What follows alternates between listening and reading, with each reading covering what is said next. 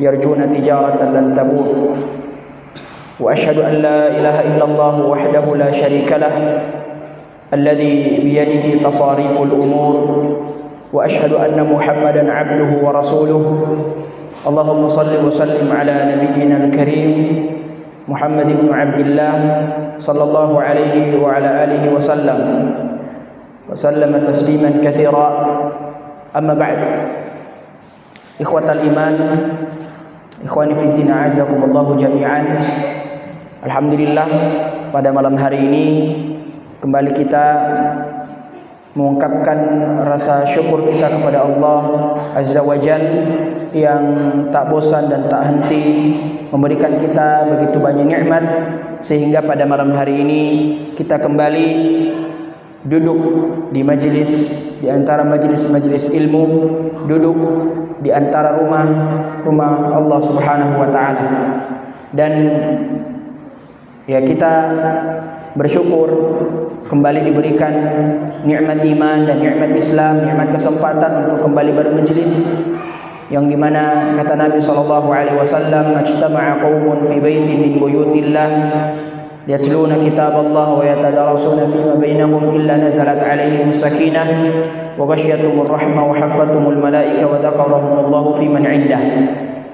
Dan tidaklah suatu kaum kumpul, kata Nabi SAW, ya, kumpul di antara rumah Allah Subhanahu wa taala, kemudian mereka tak sekadar kumpul Bapak Ibu sekalian, namun mereka membaca ayat-ayat Allah dan mengkaji ayat-ayat Allah, mentadabburinya, illa nazalat alaihim sakinah, kecuali diturunkan di dalam majlis tersebut ketenangan dan rahmat Allah Subhanahu wa taala. Kemudian diutus para malaikatnya untuk datang di majlis tersebut untuk mencatat kemudian nama-nama yang hadir, para hadirin wal hadirat, nama kita dicatat oleh para malaikat, kemudian nama-nama tersebut disetorkan kepada Allah Subhanahu wa taala, disebutkan ya di hadapan Allah Subhanahu wa taala. Dan kita telah sebutkan keutamaan ya kita bermajlis ilmu.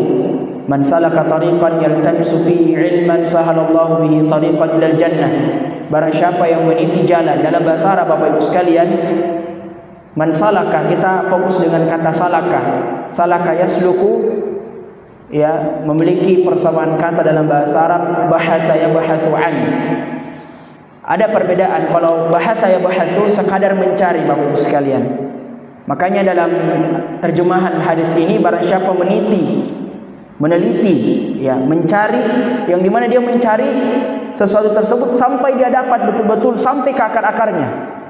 Kalau bahasa ya bahasu, hanya mencari, sekadar mencari, kalau dapat sudah selesai. Tapi kalau dia salaka yasluku, dia mencari hal tersebut sampai ke akar-akarnya. Dan begitulah para penuntut ilmu. Mereka mencari hadis-hadis ayat Allah Subhanahu wa taala. Kemudian tak lupa kita kirimkan salawat serta salam kepada idola kita semua, Nabi yang tercinta Muhammad bin Abdullah sallallahu alaihi wa alihi wasallam. Semoga salawat dan salam ini juga tercurahkan kepada para keluarganya, para sahabatnya, serta orang-orang yang senantiasa mengikuti petunjuknya hingga datangnya zaman fitnah, hingga datangnya zaman banyak cobaan. Dan disitulah akan kita saksikan siapa yang teguh dan istiqamah di jalan para salaf, di jalan para nabi, di jalan para rasul, dan siapa yang sudah berpaling dari jalan tersebut. Para hadirin wal hadirat, Bapak Ibu sekalian, para jamaah salat maghrib yang dimuliakan dan dirahmati oleh Allah Subhanahu wa taala, ayyuhal ikhwatu wal akhwat. Tema kita pada malam hari ini adalah menuntut ilmu di zaman fitnah, di zaman penuh fitnah. Dan tentu fitnah di sini bukan pengertian kita secara umum, yang kalau di mana ada seseorang yang melakukan sesuatu kemudian dituduh dan ternyata bukan dia pelakunya, maka itu fitnah. Itu bukan fitnah yang dimaksudkan. Tapi fitnah yang di sini disebutkan, kita terjemahkan adalah cobaan, ujian. Ya, cobaan atau ujian, bukan fitnah secara umum. Bukan al-fitnatu ya sebagaimana disebutkan dalam ayat, ya lebih kejam daripada pemupukan itu. Tapi fitnah dimaksud di sini adalah cobaan yang datang di akhir zaman. Para jamaah yang dirahmati oleh Allah Subhanahu wa taala, kita sekarang telah berada di zaman penuh cobaan, penuh fitnah. Karena kalau kita bandingkan ya 10 tahun yang lalu atau mungkin 5 tahun, 7 tahun yang lalu, sangat berbeda dengan zaman kita sekarang. Karena zaman kita sekarang ini ya subhanallah sudah banyak dihalalkan yang diharamkan oleh Allah dan Rasulnya. Makanya kata Nabi SAW, la yakunanna min ummati aqwam yastahilluna al-hirra al-harir, ya, wal khamr wal ma'azif, ya. Sungguh akan datang umat belakangan ini, akan datang suatu umat di akhir zaman nantinya yang mereka apa? Menghalalkan zina, menghalalkan sutra, menghalalkan minuman keras, dan na'udzubillah mengharamkan musik, menghalalkan musik, ya. Dan semua perbuatan yang Nabi SAW sebutkan dalam hadis ini semua sudah ya masuk dan jelas larangannya di dalam Al-Quran. Wala taqrabuz zina innahu kana fahishatan wa sa'a sabila. Jangan kalian mendekati zina, mendekatinya saja tidak boleh, apalagi kalau kita sudah masuk di dalamnya. Dan sekarang kita saksikan banyak anak-anak SMA sudah hamil di luar nikah. Banyak anak-anak SMP yang sudah melakukan perzinaan, pacaran dan seterusnya, ya. Dan memang di masa-masa mereka, masa-masa ada hormon dalam tubuh itu Bapak Ibu sekalian yang sudah mulai aktif, ya, cari-cari perempuan atau mungkin perempuan cari laki-laki. Dan ini yang mengundang zina terjadi. Dan na'udzubillah sudah terjadi banyak ya di negeri kita ini, di tempat-tempat sekitar kita. Dan kata Nabi SAW akan datang umat terakhir ya dari umatku ini, dari kita semua, yang apa? Menghalalkan zina. Artinya dia melakukan zina, kemudian sutra, kemudian minuman keras. Sudah banyak klub-klub Bapak Ibu sekalian yang terbuka dan isinya ada khamar, ada judi, ada perzinaan, sudah satu paket, ya, sudah satu paket maksiat di dalam tempat tersebut. Dan ya kita kalau kita mau flashback beberapa bulan yang lalu, ada salah satu toko publik yang membuka sebuah klub di Makassar, di kota Makassar, di kawasan Center Point of Indonesia. Kita sudah tahu. Dan alhamdulillah Wahda Islamiyah, pimpinan pusat Wahda Islamiyah sudah menggelar pergerakan-pergerakan, menggelar penolakan adanya klub tersebut. Karena ini mengundang musibah terjadi jemaah sekalian. Artinya ya banyak sudah terjadi pelanggaran-pelanggaran, dan ini ujian bagi kita, apakah kita akan ya mengikuti hawa nafsu kita untuk mengikuti pelanggaran-pelanggaran tersebut. Kata Nabi SAW, wal ma'azif, ya, musik jamaah sekalian sudah dihalalkan juga, boleh orang dengar musik. Dan kalau kita mau bahas musik jamaah sekalian, 4 madhab yang kita anut di Indonesia ini, Maliki, Syafi'i, Hanafi, Hambali, mereka semua sepakat, 4 madhab ini sepakat musik itu tidak boleh, haram. Kalau kita ya masuk di salah satu madhab dan kita mengatakan halal, berarti Anda tidak konsisten dengan ya peneguhan dengan madhab kita. Tapi kalau kita mengatakan haram, berarti kita mengikuti madhab kita. Apapun itu mazhab kita, semuanya sepakat musik itu haram. Dan datang seorang manusia, datang seorang mencerang bahwa musik itu seperti ini, bau-baunya seperti menghalalkan, boleh itu musik. Ya, boleh itu musik. Tapi kalau kita mau bahas jamaah sekalian, ya butuh banyak waktu. Kita tidak ingin membahas itu. Jadi sekarang jamaah sekalian sudah banyak tersebar fitnah syubhat. Ya, kita tahu ini haram, tapi kita masih melakukannya. Fitnah pemikiran, akidah dan seterusnya, bahwa Allah itu seperti ini dan seperti itu. bau-baunya ingin mensyirikkan, menggandakan Allah Subhanahu wa taala. Dan juga tersebarnya fitnah syahwat, fitnah wanita. Dan kata Nabi sallallahu alaihi wasallam, sungguh ada fitnah yang berbahaya untuk laki-laki ini, terutama bapak-bapak sekalian, para ikhwan, bahwa fitnah yang terbesar untuk kita adalah perempuan, adalah wanita. Ya. Bahkan sekarang fitnah tersebut sudah berada di genggaman-genggaman kita, handphone. Tidak ada orang selamat dari fitnah handphone ini.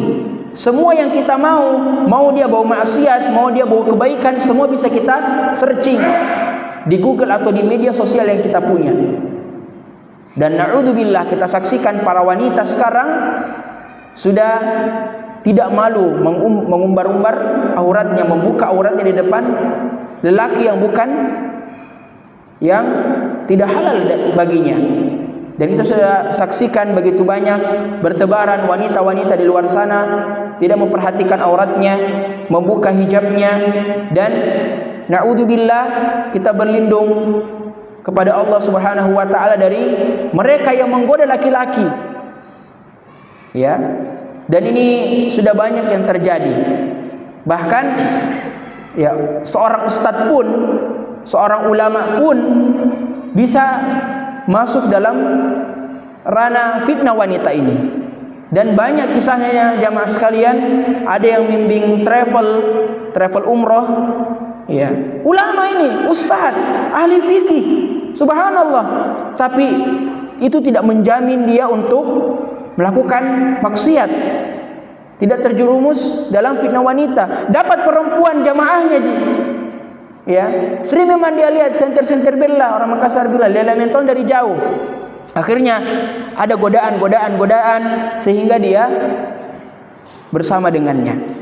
Padahal ini umrah Bapak Ibu sekalian.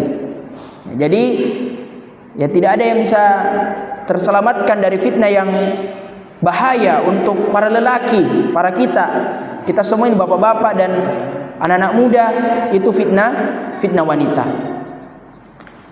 Dan juga terdapat pada handphone yang kita punya, media sosial dan seterusnya. Maka pertanyaannya, bagaimana cara untuk menghindari seluruh fitnah yang telah terjadi di muka bumi ini? Bagaimana cara untuk menghindari fitnah-fitnah yang mengantarkan kita kepada pintu neraka Allah Subhanahu wa taala? Maka jawabannya simpel jamaah sekalian. Jawabannya sangat sederhana. Apa itu? Kita menuntut ilmu agama. Talabul ilmi syar'i. Tidak ada jalan yang lain, tidak ada celah-celah yang lain untuk kita menghindari fitnah-fitnah yang terjadi ini kecuali apa? Kecuali kita menuntut ilmu. Kata Nabi sallallahu alaihi wasallam, al-ibadatu fil harji ka hijrati ilaihi. Ya'udu ila man? Ya'udu ila Nabi sallallahu alaihi wasallam.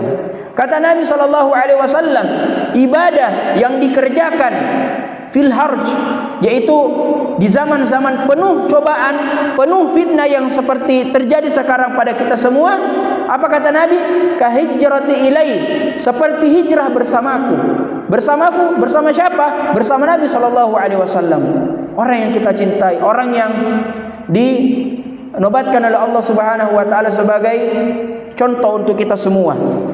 Kita ya seperti hijrah, merubah diri kita seperti kita belajar bersama Nabi sallallahu alaihi wasallam. Al-ibadatu fil harji ka hijrati ilaihi. Ibadah yang dilakukan di tengah banyaknya fitnah, banyaknya cobaan seperti apa? Seperti hijrah bersama Nabi sallallahu alaihi wasallam. Jadi ikhwas sekalian, para jamaah rahimakumullah, apa yang menghalangi kita untuk menuntut ilmu agama? Apa yang menghalangi kita untuk hadir dalam majelis ilmu? Sekarang kita sudah punya handphone. Tidak ada yang menghalangi kita. Kita buka YouTube, ya, search kajian Ustadz Fulan, Ustadz Allan, sudah kita dapat, kita dengarkan, kita catat dan kita amalkan. Baru setelah kita amalkan, baru kita dakwahkan, baru kita sampaikan. Karena urutan dalam masalah dakwah itu berilmu dulu. Al-ilmu qabla al-qawli wal amal. Kata Imam Asy-Syafi'i dalam kitabnya, ilmu itu qabla al-qawli wal amal, sebelum berkata dan lakukannya. Artinya kita harus mengilmui dulu, kita harus memasukkan ilmu itu ke dalam jiwa kita, baru setelah itu kita amalkan. Baru setelah itu kita lakukan. Setelah kita lakukan tidak stop sampai di situ. Baru sudah itu kita sampaikan. Ketika kita sudah jadi saleh Bapak Ibu sekalian, kita sudah baik di mata Allah Subhanahu wa taala, maka kita punya tanggung jawab besar kepada umat untuk mensolehkan mereka. Untuk apa? Memperbaiki akhlak mereka. Dan ketahuilah jamaah sekalian, kewajiban kita yang paling terpenting, yang paling harus kita garis bawah dan harus kita perhatikan, kewajiban dakwah kepada siapa? Kepada keluarga, kepada istri kita, kepada anak-anak kita, kepada paman dan seterusnya. Itulah yang paling pertama harus kita perbaiki, baru orang lain. Ya, baru orang yang lain. Jadi untuk menanggulangi, menghindari fitnah tersebut dengan menuntut ilmu. Karena terkadang kalau orang menuntut ilmu, imannya itu naik. Seperti sekarang kita ini, iman kita naik, ini lagi naik. Kata Nabi SAW, al-imanu yazidu bit-ta'ah wa yanqusu bil-ma'siyah. Iman itu naik karena apa? Disebabkan kita taat-taat, ibadah. Iman itu naik, semangat kita dalam melaksanakan taat, kebaikan itu selalu naik, bergejolak. Akan tetapi ketika kita melaksanakan kemaksiatan, pelanggaran-pelanggaran terhadap perintah-perintah Allah, maka iman itu akan turun, futur dan seterusnya. Dan yang terbesar, penyebab terbesar turunnya iman tersebut karena pergaulan. Jadi ingat juga pergaulan kita Bapak Ibu sekalian, ya teman-teman yang hadir, jaga. Karena itu yang bisa menyebabkan iman kita turun, karena pergaulan dan apa yang kita lakukan di dalamnya. Kemudian kita mengutip jawaban dari Syekh Shalih Al-Fauzan hafizahullah taala, salah seorang ulama terkemuka di Arab Saudi.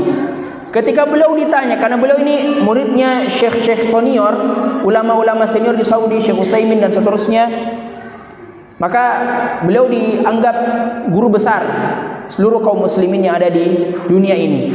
Beliau ditanya, wahai Syekh, nasihati kami di masa-masa fitnah ini, nasihati kami untuk bisa istiqomah di atas jalan yang bengkok-bengkok ini. Banyaknya fitnah, banyaknya cobaan yang tersebar, fitnah wanita, fitnah ini, fitnah itu. Kemudian kata Syekh Shalih Fauzan hafizahullah, beliau mengatakan, pertama, tentu kalian harus bertakwa kepada Allah.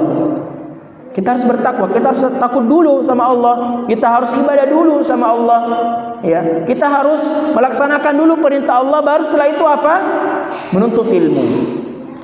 Menuntut ilmu syar'i dan bersemangat untuk menuntut ilmu syar'i, ya. Menuntut ilmu agama.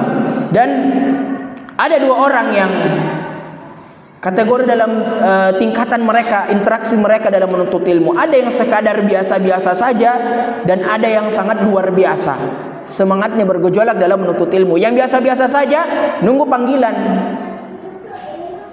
Akhi, ada taklim di Masjid Al-Aqil, ada taklim di Masjid Jami' Kuba dan masjid-masjid yang lainnya. Tapi kalau dia bergejolak, dia bertanya, akhi ada taklim malam ini? Begitu ya perbedaannya. Akhi ada begini, ada begini, ada pertanyaan, ada ikhtiar, ada usaha untuk mencari tahu tentang ilmu tersebut. Jadi beda orang yang sekadar menuntut ilmu dan menuntut ilmu dengan semangat. Kata Syekh Shalih Al-Fauzan hafizahullah, kita bersemangat di dalamnya dalam menuntut ilmu agama. Ya, menuntut ilmu agama. Kemudian jamaah sekalian, ya, di dalam menuntut ilmu ternyata juga banyak fitnah di dalamnya. Ketika kita menuntut ilmu agama, terkhusus di zaman kita sekarang ini, juga banyak fitnah di dalamnya, ya. Dan kita bisa bagi fitnah-fitnah tersebut menjadi dua fitnah, ya. Pertama, fitnah persahabatan, pergaulan. Kemudian fitnah popularitas. Fitnah popularitas.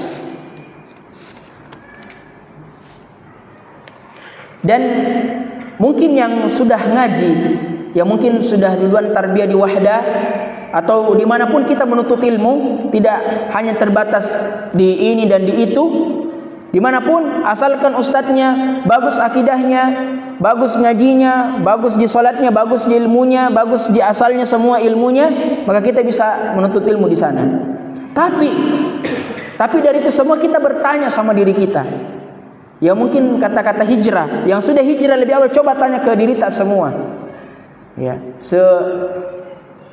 sebesar apa itu hijrah kita merubah diri kita sampai sekarang ini. Mungkin yang sudah berubah, atau mungkin yang sudah belajar 10 tahun di Wahdah atau dimanapun itu menuntut ilmu agama, coba tanya ke diri tak, bagaimana tarbiyah itu, bagaimana belajar kita merubah diri kita. Karena tujuan utama kita menuntut ilmu agama bukan ingin menjadi ustadz, bukan ingin menjadi ulama, bukan mau dibilang orang berilmu dan seterusnya.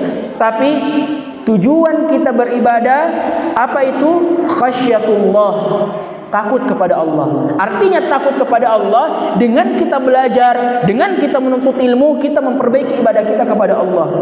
Itu urgensi utama dalam menuntut ilmu. Bukan ingin menjadi ustadz, alim, ulama dan seterusnya, habaib, apalah semua itu istilah-istilahnya. Bukan menjadi itu. Tapi apa pertama? Khasyatullah, takut kepada Allah. Dengan menuntut ilmu kita mendekatkan diri kepada Allah Subhanahu wa taala. Ya. Yang pertama, fitnah persahabatan.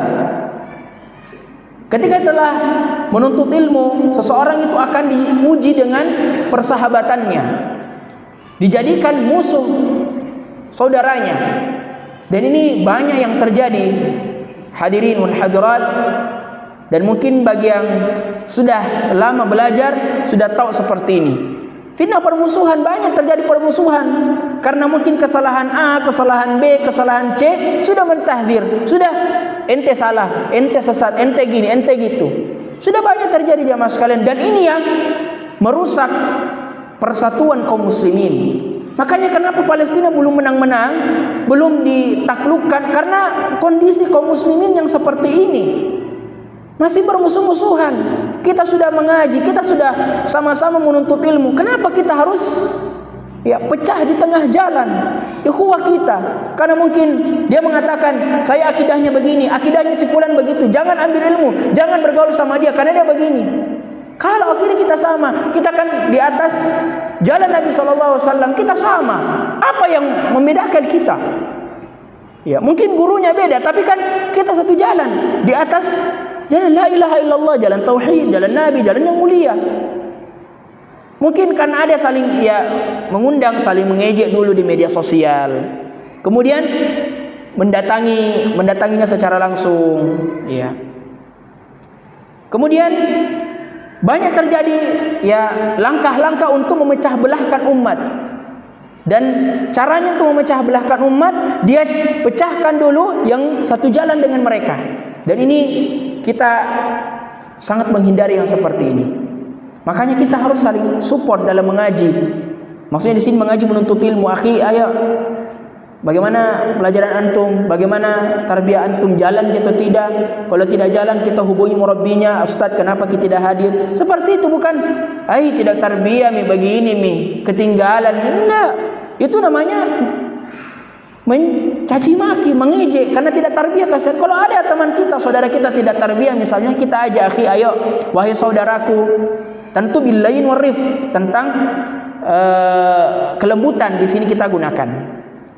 Kata Allah Subhanahu wa taala dalam surah Ali Imran, setelah ayat ittaqullaha haqqa tuqatih wa la tamutunna illa wa antum muslimun dan seterusnya, Allah mengatakan setelah itu wa'tasimu bihablillahi jami'a wa la tafarraqu. Pesan Allah kita garis bawahi, wa la tafarraqu, dan berpegang teguhlah kalian dengan syariat Allah. Kita sudah berpegang teguh dengan syariat yang dibawa oleh Nabi SAW, risalah yang dia sampaikan.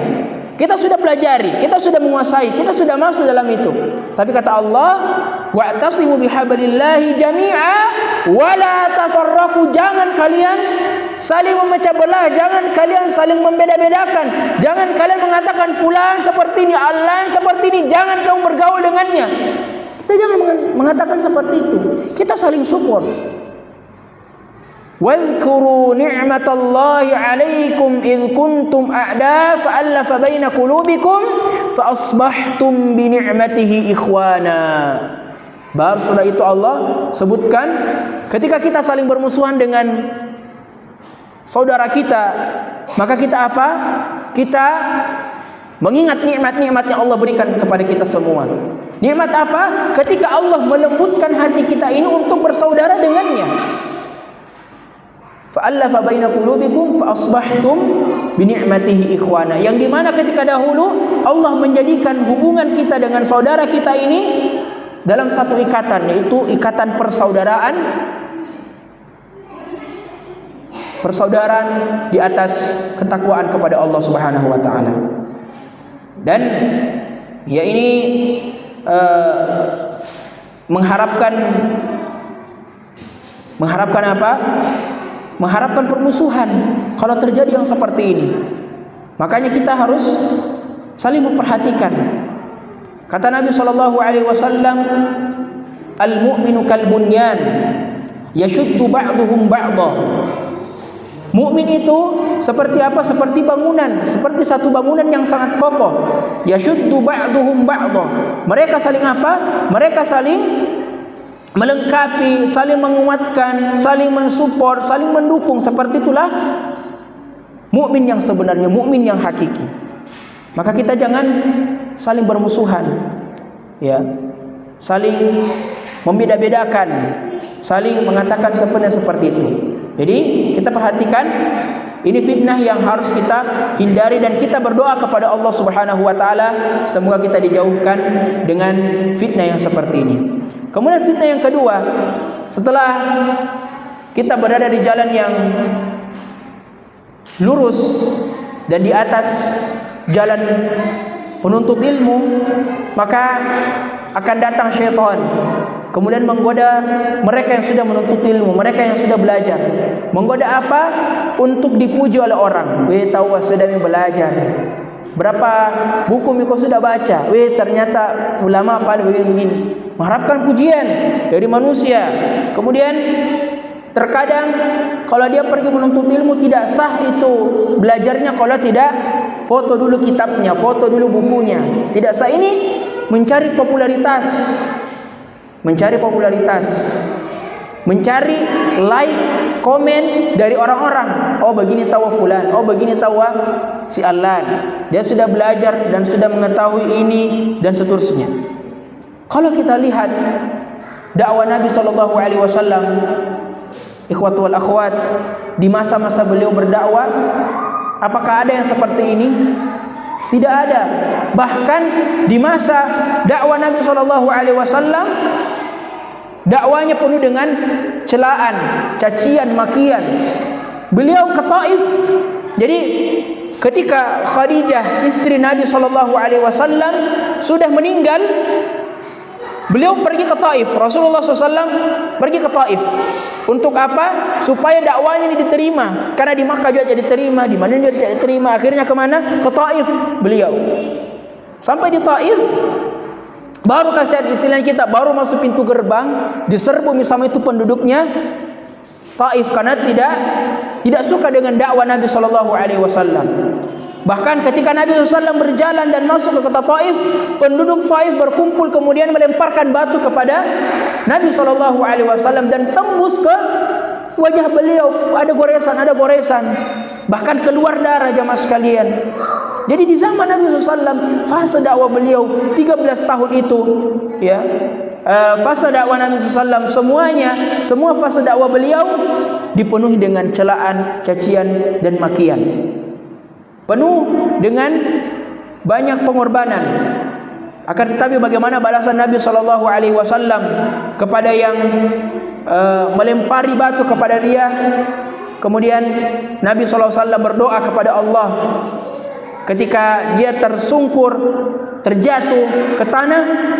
Nabi sallallahu alaihi wasallam berdoa, "Ya Allah, ampunilah mereka, yaitu yang melempari saya tadi batu, yang mencaci saya, yang memaki saya, karena mereka tidak mengetahui apa yang saya akan sampaikan kepada dia." Kita perhatikan bagaimana dakwah Nabi SAW, penuh dengan cacian dan penuh dengan makian. Kalau sekarang di zaman fitnah ini, ya, zaman yang penuh dengan medsos, semuanya medsos, media sosial harus diupload, harus sampaikan ke orang bahwa saya sudah belajar ini, saya sudah seperti ini. Dan ini fitnah popularitas, mengharapkan perkataan, pujian, sanjungan dari orang-orang. Dan kalau mungkin fitnah ini sudah ada pada diri kita, kita sudah rasa seperti itu, maka kita banyak bertaubat, beristighfar kepada Allah Subhanahu wa taala. Karena hal yang seperti ini, popularitas dan seterusnya, solusinya kembali ke niat kita. Niat kita dalam menuntut ilmu, niat kita dalam melakukan semua ibadah, semua perintah Allah Subhanahu wa taala. Kata Nabi sallallahu alaihi wasallam dalam hadis, ya, Abu Hafs Umar bin Khattab dalam kitab Arba'in, beliau mengatakan innamal a'malu binniyat wa innamal likulli imri'in ma nawa. Sesungguhnya amalan tersebut dilihat, diukur dari apa? Dari niat. Apa niat kita sebenarnya? Kalau kita niatnya ikhlas, mengharapkan thawab, mengharapkan wajah Allah Subhanahu wa taala, dan mengharapkan, ya, pahala dari Allah Subhanahu wa taala, maka itu benar.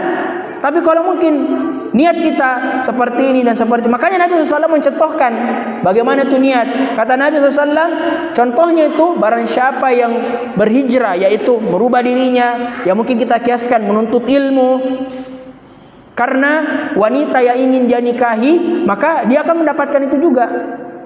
Tidak mendapatkan pahala dari Allah Subhanahu wa taala atas hijrah yang dia lakukan, atas talabul ilm yang selama ini dia lakukan. Artinya kalau niatnya dunia, maka dia tidak mendapatkan apa-apa. Dia hanya dapat dunia saja. Ya. Kemudian dalam hadis juga disebutkan kepada mereka yang pertama dimasukkan ke dalam neraka Allah Subhanahu wa taala, 3 orang. Jamaah sekalian, Bapak Ibu sekalian, 3 orang. 3 orang ini bukan pemaksiat yang level tinggi, tidak, bukan membunuh, bukan mencuri, bukan mengambil hak orang lain, bukan. Tapi kalau kita lihat, ternyata orang-orang soleh yang melaksanakan ketaatan kepada Allah. Pertama, para hufadzul Quran. Ini kita kaget, kenapa penghafal Quran dikasih masuk neraka? Ternyata ketika ditanya, dihisab, ditanya oleh Allah, kenapa kau hafal Quran? Kenapa kamu hafal ini satu Al-Quran ini 30 juz? Ditanya kepada dia. Kemudian si penghafal Quran mengatakan, saya menghafal Quran, saya menghafal kitabmu ya Allah untuk mendapatkan keutamaan darimu, mengharapkan pahala darimu. Kemudian Allah mengatakan, kadzab, kamu berbohong, kamu berdusta. Apa yang kamu lakukan? Kamu menghafal Quran supaya dibilang apa? Witawa penghafal Quran, witawa 30 juz. Dia pakai selendang hafid 30 juz, pas dites 1 juz di start, 2 juz di belum dimurojaah. Apa seperti ini? Ya, sudah 30 juz tidak bisa dipertanggungjawabkan. Dia mengharapkan pujian dari orang. 30 juz, sudah hafal ini, sudah hafal itu. Akhirnya, maka yang disebutkan dalam hadis, dia diseret, mukanya diseret, wajahnya diseret. Kenapa? Kata para ulama, kenapa wajahnya diseret? Karena mereka menginginkan apa? Ya, pujian dan dilihat dari manusia.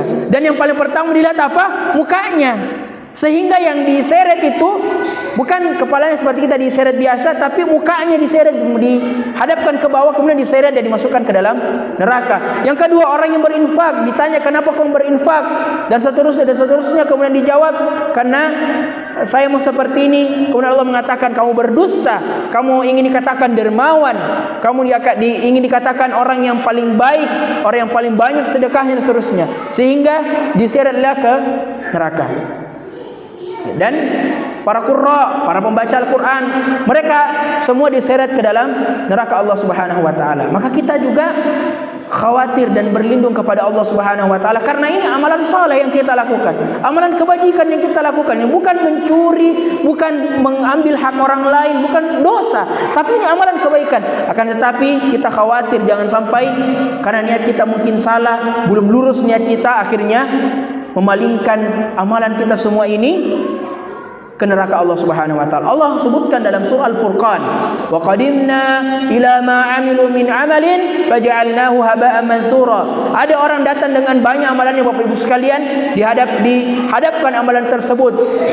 Tapi bukan dijadikan hadiah untuk masuk ke dalam surga dan seterusnya, akan tetapi amalannya ini ditiup oleh Allah Subhanahu wa taala seperti debu yang berterbangan. Karena apa? Karena niatnya melakukan amalan itu bukan atas Allah Subhanahu wa taala, tapi atas pujian, untuk dipuji, untuk dilihat dan untuk didengar riya dan sum'ah.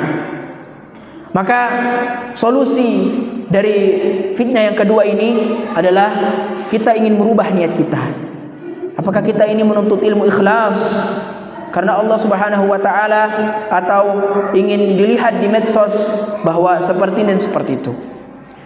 Jamaah dirahmati Allah Subhanahu wa taala, maka di akhir ta'lim ini ya kami pesan, ya, memberikan pesan kepada seluruh jamaah yang hadir dan juga para hadirat, bapak-bapak, ibu sekalian, bahwa kita bertakwa kepada Allah Subhanahu wa taala. Pertama, sebelum kita menuntut ilmu, sebelum kita merubah diri dan merubah diri seseorang, yang pertama yang harus kita lakukan adalah takwa. Kita mengamalkan apa yang akan kita katakan nanti. Katanya seperti ini, tapi dia tidak seperti itu kesehariannya. Makanya Allah Subhanahu wa taala mengingatkan kita untuk para dai, para khutbah, para duat, ya. Allah mengatakan dalam surah As-Saff, mungkin sudah dihafal, kabura maqatan indallahi an taqulu ma la taf'alun. Ya. Sungguh Allah benci kepada mereka yang mengatakan, ayo salat di masjid, ayo salat di masjid, ayo puasa Ramadan, ayo seperti ini, ayo seperti itu. Tapi ternyata dialah orang yang paling pertama enggan dengan apa yang dia katakan. Bertolak belakang Bapak Ibu sekalian apa yang dia katakan. Ternyata dia tidak sholat, ternyata dia tidak puasa, dan kita khawatir ya kalau kita termasuk orang-orang yang seperti itu. Makanya pertama adalah bertakwa kepada Allah, banyak-banyak mengingat Allah Subhanahu wa taala. Ya. Kata Umar bin Khattab, at-taqwa, kata Umar bin Khattab, at-taqwa al-khaufu minal jalil wal amr bit tanzil. Pertama takut kepada Allah. Takut saja bukan kita sholat, tapi bagaimana ibadah yang kita lakukan ini bisa ikhlas. Ikhlas, karena jangan sampai kita capek-capek ibadah Bapak Ibu sekalian tapi tidak diterima ji.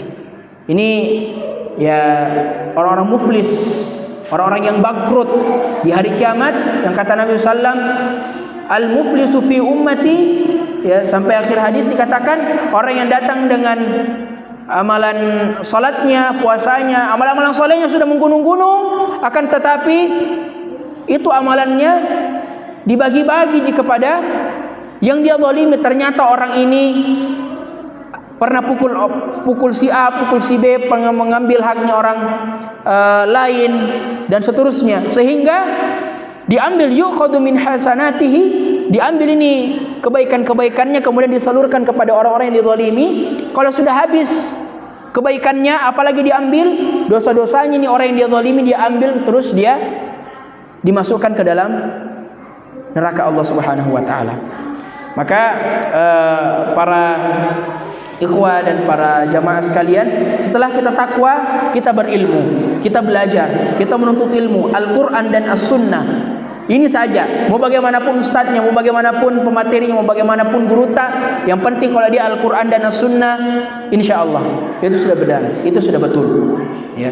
Setelah kita berilmu, setelah kita menuntut ilmu, belajar dan seterusnya, baru kita mengamalkan. Kita amalkan apa yang kita pelajari, ya, mengamalkan apa yang kita dengar, apa yang kita catat selama ini.